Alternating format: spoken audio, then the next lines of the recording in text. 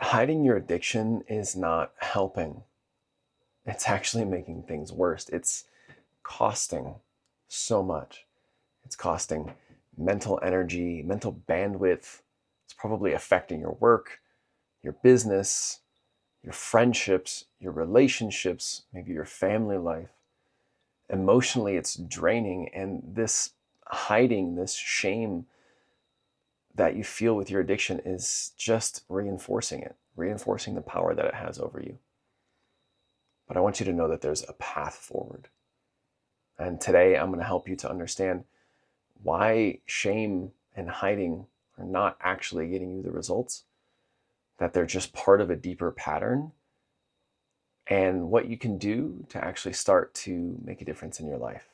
And I want you to stick around to the end of the video because I'm including an actual hypnosis that will start to support you in releasing the shame and shifting your identity so that you can make the changes in your life to finally break free. My name is Christopher Armstrong. I'm a hypnotherapist and addiction recovery coach, and I help people to shift their minds, to transform quickly, to become a whole different person, and to release the challenges of coping mechanisms, addiction, whether it's workaholism, alcoholism, or any ism that you've been dealing with. In 2014, I took a big leap.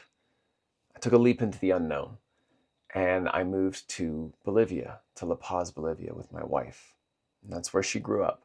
I was excited to try something different, and I was escaping the corporate lifestyle that I had kind of, dug myself into. I was climbing the corporate ladder, working in fine dining, in hotels, high-end corporate hotels. And I thought I was doing what I was supposed to be doing. And then I burned out. Well, this is the second major burnout that I experienced in my career. But I didn't see the pattern yet. And I quit, was frustrated with my job, didn't like the environment, and then I decided to move with my wife to her home country of Bolivia. Within a matter of weeks, I got hired on as the sommelier and the restaurant manager in charge of all the front of the house operations for a very prestigious and young restaurant project in La Paz. Now, this was a dream come true. I not only got to go and explore and do something different, change my scenery, find a whole different culture to connect with, but I landed myself a position getting paid to be there where I was going to be able to learn as much as possible about my wife's culture and really level up my career without having to be involved in a major corporate structure. It felt like a win. After about a year, maybe a year and a half, things started to kind of decline. There was a downward spiral. You would never have noticed. I still had my smiling face on. I still had the suit on, the nice tie. I was showing up every night for service and telling all the stories and being very charming. But what no one saw was that I was using cocaine on almost a daily basis. And I would go through periods where I would use it, and then I would crash, and I would shame myself, and I would stop, and then I would pick it up again, and then I would stop, and it was just this horrible roller coaster. But it was exhausting, physically, mentally, and emotionally exhausting. But nobody knew. Nobody ever knew. I hid it from everyone. My wife didn't know until years later. My bosses might have had a suspicion, but nobody actually knew what was going on because I was experiencing shame. And eventually that habit led me to some other habits. I stepped out on my wife. I created a chaotic environment in my workplace. And eventually I got off of cocaine, but I started using cannabis to get me there. And eventually that's what got me fired, because I was showing up for work high, stoned, and that was hard to hide.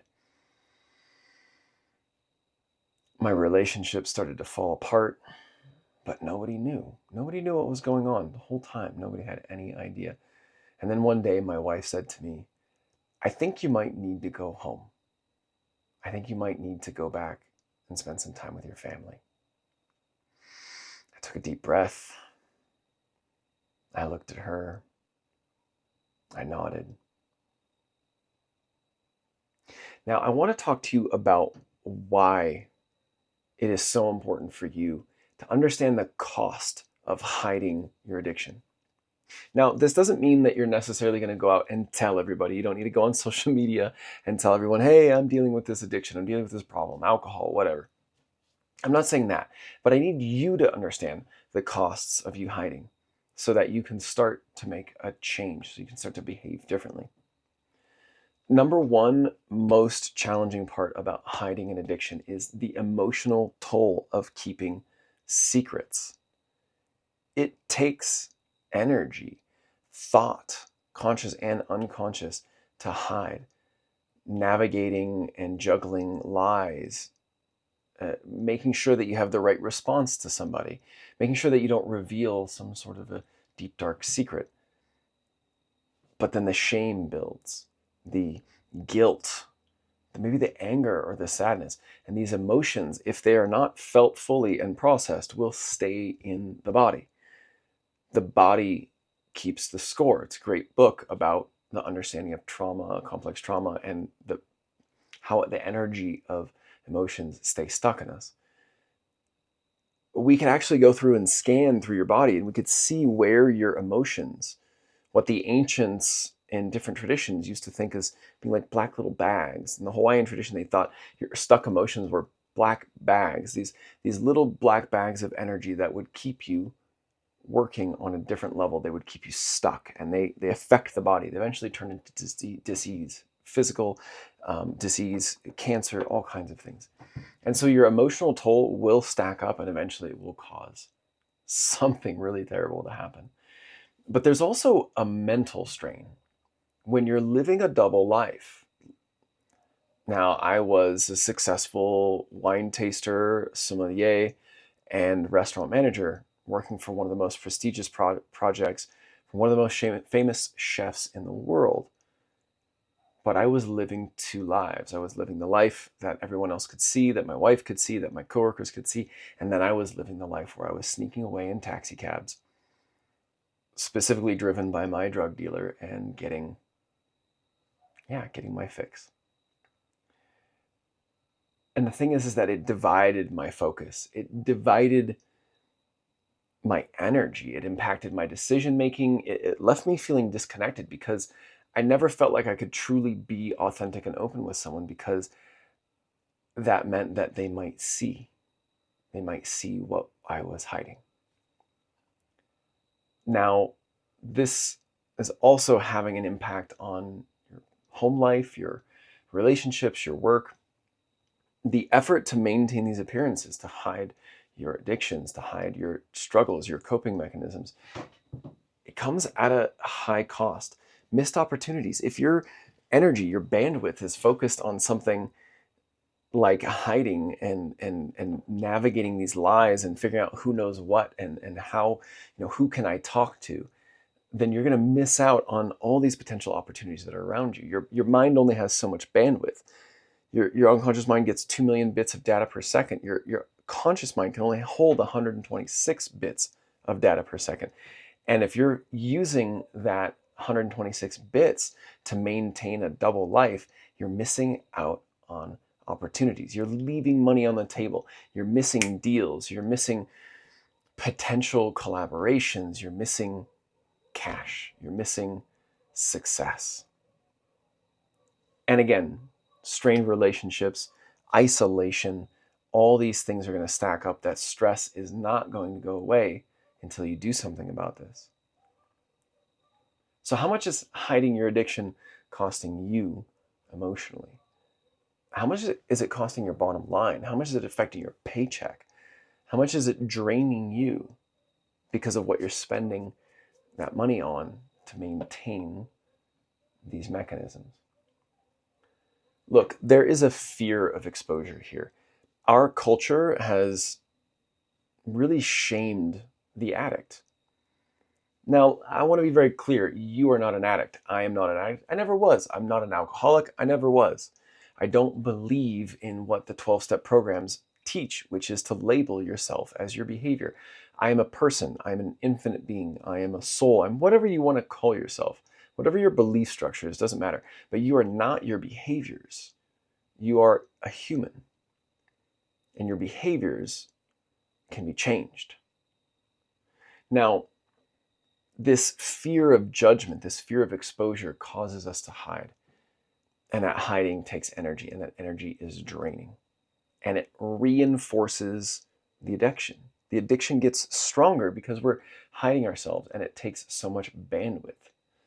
But look, hiding and avoiding these issues, not only does it reinforce the issues that you're having, the problems, the addictions, because the shame is just going to perpetuate and cause you to reach out for more of whatever it is that you're using to avoid the emotions and the stress that you're dealing with. But I want you to understand, this is not a weakness. Addiction is not a weakness. Addiction is simply a strategy. It is like any strategy. Imagine a business strategy. But it's a bit unlike business strategies, which we have like dollars and cents that show us that something's working or not. You may not have this clarity, but the truth is that this strategy is no longer working for you. If this were your business, you would make a change. You would fire somebody. You would hire a new consultant. You would change your marketing strategy. But it's time to do the same thing for you now, because this addiction is not a failure. It is just hanging on to an old strategy that's no longer getting you the results that you need. It might have worked at some point in time. In fact, it probably worked when you were a little kid, which was probably where the root of this issue was. But it's not working anymore. And every day that you spend hiding your addiction, it chips away at your emotional well-being, your self-respect, your relationships. It is exaggerating the costs. Now, look, I didn't do 12-step. I didn't do rehab. I probably took longer to ask for help than, I don't like the word should, but than was best or wise for me. I waited too long. And I was able to break free without those things. I'm going to tell you why I didn't do 12-step is because it felt like a failure to me. If I had to go to 12-step, it meant that I wasn't strong enough, I wasn't good enough, which was part of the reason that I was in the addiction anyways, is this sense that I had to prove to everyone that I was good enough, that I was perfect. I couldn't show them a flaw. It started out with stress then turned into drinking then turned into drugs, and so on. Because the addiction isn't the actual problem. It's just a strategy. It's just a coping mechanism. There's a deeper root. And that's why it's important to understand why we are hiding. Because the addiction is not the first thing that you've been hiding. There's something else. There's a deeper issue. So how are we going to deal with this? Well, number one, you need to reframe your addiction. You need to reframe your addiction, and you need to reframe the shame that is around it. Instead of seeing it as a failure, see it as an opportunity or a signal for change.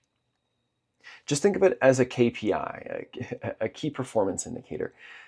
And your addiction is showing you that your numbers are out of line, that your energy is off. And it's time to make a change. It's time to change strategies. And when you reframe this, you'll be able to start to adapt the mindset, probably why, potentially you've been successful in career or whatever aspect of life, finances, investments, real estate. You can take that same attitude and apply that to this. It's just a signal. It's just information. There's no such thing as failure. There's only feedback. Watch the other video that I have recently posted on my channel all about this idea that there is no failure. There's only feedback, to understand that this is the best thing that you can have, because the addiction isn't the problem. There's something deeper, and this addiction is signaling to you that there is something that you can change to make a massive level up in your life. But look, reframing is awesome, and that is one of the many techniques that I use to support my clients. But there are deeper and more powerful techniques. There's actually a process. It's the same process that I used to get myself off of substances. Over 1 year, substance free, over 5 years, alcohol free. It's a big thing to say as a former wine taster. That was my job, my career, my identity. And identity has a lot to do with this. And that's a part of what we do in my program, is we shift your identity. But I'm not talking about just writing some affirmations up on the wall. You can find all kinds of stuff on YouTube about that. I'm talking about deep, lasting identity change at the unconscious level, at the core of your being, lining yourself up with who you know you came here to be. Now, I have a program that's coming out in January of this year, 2025. And I'm already starting to accept people for the wait list because I have a simple promise to you. Give me 90 days and I will help you break free. I will help you to release whatever the addiction is, to let go of the shame, to let go of all those little black bags in your nervous system so that you can transform and become who you want to be. So that you can take the success that you've had in other areas of your life and use that as leverage to catalyze the most powerful transformation that you've experienced in your life, because you have lots of potential. You have so much power. And this addiction thing is just a signal that it's time to change the way that you've been operating. So my program will help you to get into the deep unconscious wiring. We will reprogram you, and it works fast. Because this isn't therapy, this isn't rehab, this isn't 12-step. This isn't the white knuckle grinding process of just going cold turkey on something. This is deep behavioral change and identity transformation. So if that's something that sounds interesting to you, I want you to follow the links below, follow the information in the description so that you can get on the wait list, because I'm only going to start with so many clients. I want to work with people who are ready to become something completely different. So this private, empowering approach, it's not like going out there and doing 12-step. It's not checking yourself into rehab, which, yeah, I didn't want to do that. I didn't want my family to know. And also I missed out on getting a lot of help. Look, get on the wait list, subscribe. I'm going to be sharing lots of good information for you on how you can do this, how you can make this transformation. And in fact, I'm actually going to help you start this process here today. We're going to do a short hypnosis, which means that you need to be in a place where you can sit down and close your eyes. So if you are driving or you're listening to this while you're doing work, I want you to find a good place to rest, to take some stillness out, and to pause so that we can do this hypnosis together. Now, I want you to take a deep breath, fully inhaling, filling your lungs. And as you exhale, start to close your eyes and imagine the weight of the day melting down through your body, down through your feet, into the ground. Take another deep breath in. Fill your lungs fully, hold at the top. And on this next breath, imagine once again all of that old energy from the day just melting down, down, down. You start to feel your eyelids getting even heavier. In fact, bring all of your attention to the eyelids and imagine them growing so heavy and so relaxed that they'll feel as if they're glued shut. Go ahead and just imagine them completely glued shut, sealed, so shut, so heavy that the harder you try to open them, the more they relax and stay closed. And that's right. They are completely closed and you're completely at ease. In fact, let go and drift even deeper into the calm. Take another deep breath in. Release through your mouth and let that energy sink you further into the chair. Any sounds that you hear in your environment or in this video are going to take you into a deeper state of restfulness. Every sound is going to bring you deeper inside, more and more relaxed than you've ever been before. Imagining your legs as they become heavy as rocks, so heavy that there's no way you can move them. Just imagine as if they're made of granite, solid granite, and go ahead and, without success, you can try to lift your legs and notice that they won't move, they won't budge. Your legs return back to normal and you sink deeper into a state of peaceful relaxation. Now I want you to picture a leaky faucet dripping constantly in your mind, drop after drop, day and night. You feel the sound growing louder. The leak gets bigger and the damage spreads. Now imagine turning off that faucet completely shutting off the water main. And I imagine the silence. It's liberating. The damage stops. And you finally have the space to repair and rebuild.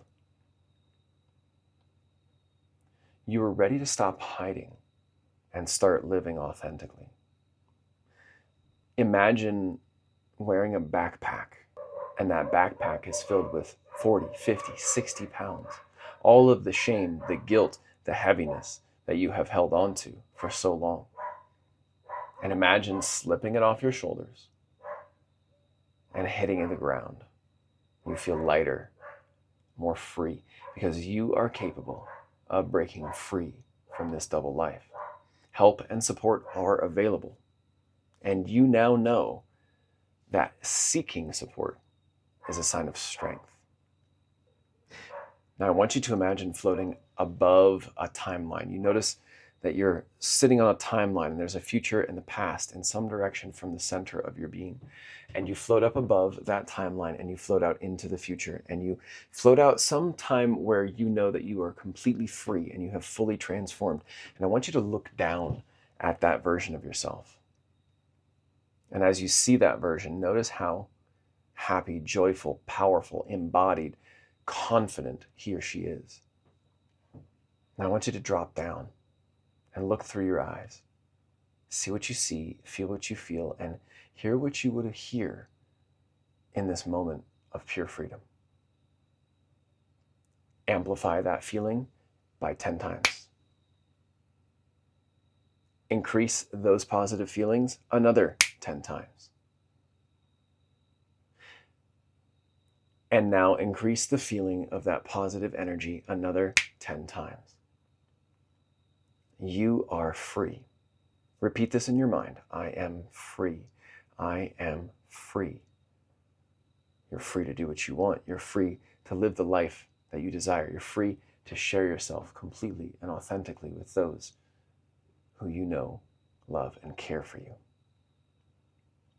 Now, as you take this energy and integrate it deeply, deeply into your body, into every single cell, every sound that's happening is bringing you deeper into a state of relaxation. You're feeling more and more relaxed and you're feeling confident as that freedom flows through every single cell in your body.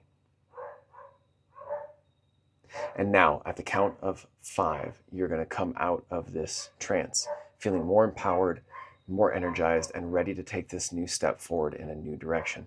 1, you're starting to wiggle your fingers and toes, feeling the environment around you. 2, you're sensing more energy as it's flowing through your body. 3, you are definitely feeling positive and ready to go. The day is ahead of you. 4, coming out, and 5, feeling rested, recharged, and feeling so good for no good reason at all. So I want you to take this experience, allow it to just sink into every single bit of you. Trust that you are already changing and transforming at a deep level. And remember that there's help for you, and it doesn't have to be the way that most people prescribe it. It can be faster, more effective. Information's below. And I was there looking at my wife as she said to me that I should probably take a break. And I still couldn't tell her. But I used that as my out. It's like, She gave me a permission slip that I could never give myself. And I left. I left the next day. And it took another year and a half for me to keep messing things up, to keep dealing with all the addictions before I was able to start to break free. My life got a lot worse before it got better. And I'm grateful for those times. Because even though it was difficult, that divorce started me on the path of talking about what I was dealing with. I hit such a rock bottom that I knew that I needed to change something. Now, it took me years after that experience to stop drinking, and it took me even more years after that to stop using other substances. But without that experience, I wouldn't be here. You're not alone. You never have been, you never will be. I'm looking forward to connecting with you soon.